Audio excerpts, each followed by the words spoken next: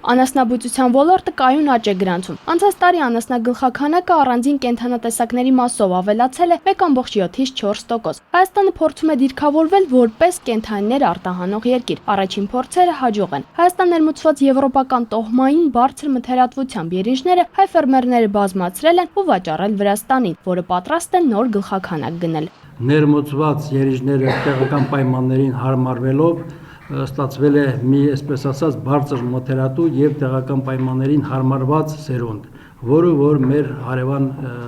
հանրապետություններում պահանջարկ է առաջացրել։ Այս տնտեսությունները վաճառքի կարգով մեր հարևան Վրաստանի Հանրապետությանն են տվել շուրջ 200 գլուխ երիժներ։ Անասնաբուծության աճի շնորհիվ ավելացել են նաև կենդանական ծագմամբ արտադրատեսակները։ Սա հաշվի առնելով գյուղնախարարությունը փորձում է կարգավորել մթերումները։ Վերջին օրերին գյուղ ոլորտի թոփ թեման կաթի մթերումն էր։ Գյուղացիները դժգոհում էին առաջարկվող ցածր գնից։ Գյուղատնտեսության փոխնախարարը հույս ունի, որ այս խնդիրները շուտով ավելի արագ կկարգավորվեն, քանի որ նախարարի հանձնարարությամբ կաթ արտադրողների միավորում են ստեղծելու։ Կարողացել ենք պահել, այսպես ասած, կաթի արտադրության օպտիմալ գին, այնպիսի գին, որը որ խելամիտ գին, ասինքն որը որ ձեռնտու է եւ գյուղացուն եւ մթերողին։ Մինչև մայիսի վերջ այդ գինը կպահպանվի,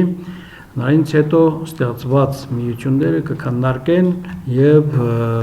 հետագայում համբարձան ընթացք կտան։ Գյուղ ոլորտի պատասխանատուներին գոհացնում են նաև բուսաբուծության ոլորտի ցուցանիշները։ Կարևորում են ցանքատարածությունների ավելացումը, հանրապետությունում մշակվող հողերը ընդլայնվել են 15-ից 16,000 հեկտարով։ Փոխնախարարի հավաստմամբ արդեն սկսել են գյուղացիներին տրամադրել սերմացուններ, դիզվառելիք եւ պարարտանյութեր։ Հույս ունեն, որ ֆերմերներին կօգնեն նաև գյուղվարկերը։ Պետության սուբսիդավորմամբ այժմ դրանք տրամադրվում են 8%-ով։ Նազելի Գրիգորյան, ժամը լրատվական։